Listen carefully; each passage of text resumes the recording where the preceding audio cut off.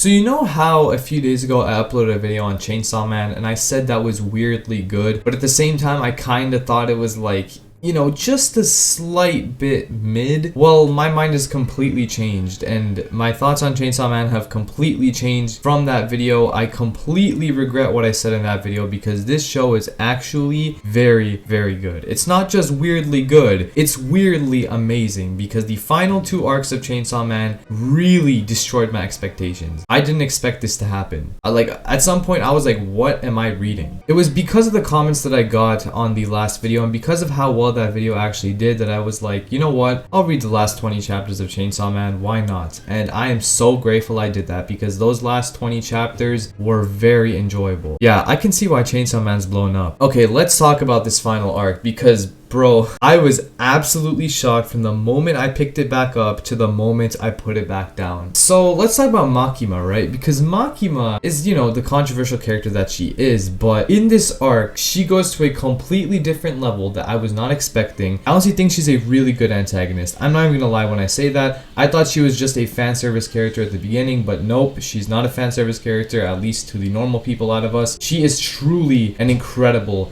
antagonist. I ain't gonna lie, she's my favorite character in the show, and for good reason. She's definitely a top tier antagonist, bro, but she's just a menace. Like the control devil, it all makes sense. It all makes sense why Makima is able to control Denji and control how Denji felt towards her and control how everyone else felt towards her as well. She has the power to control other characters in this story. So then there's a foreshadowing moment where it says that Denji will kill Power and Aki, and at this point I was just like, wait, is this actually about to happen? Because Power and Aki are like, you know, the 2 characters in that trio, and for a shonen series especially, you don't kill 2 characters out of that trio. You don't even kill 1 character out of that trio. Like AOT almost killed off Armin, but they brought him back. Like you just don't kill that character from the trio, you know what I'm saying? Everyone dies in the span of like 3 seconds, and Makima kills the Gun Devil, Aki dies, Power technically dies, and I'm just sitting there like, is this really the same show I was reading before? Because I could not believe what I was reading. In like 6 chapters, Chainsaw Man went from being a pretty mid shonen to being like, yeah, this is gonna be in pretty much everyone's top 10 once the anime comes out. Bro, Power's death is like, that was just depressing, man. Her holding that birthday cake is like the peak of her character. She actually feels something towards another person, and then she just gets absolutely destroyed. And then later on she comes back, which is quite surprising, but I'm not gonna talk about that for now because there's a lot more to talk about.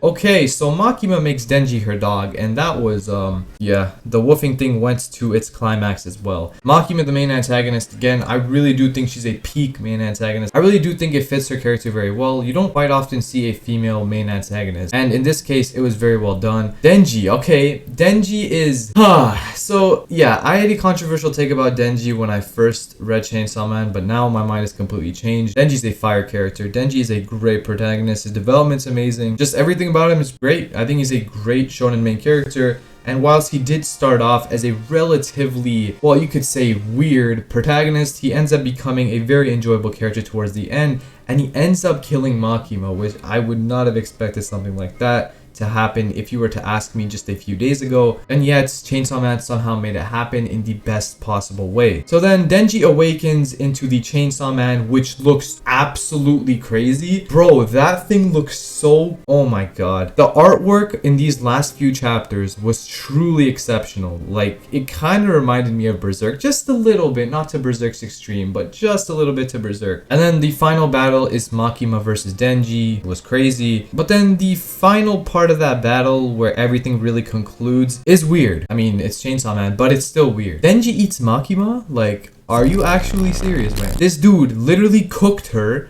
and just, like, bro, what? Nah. Like, cut. I was truly blown away by this arc. I did not expect for it to really raise Chainsaw Man the way it did. I did not expect for it to develop the characters that it did. I did not expect for certain characters to die. I did not expect for Makima to be that much of a menace. Did not expect Denji to grow into that kind of a character.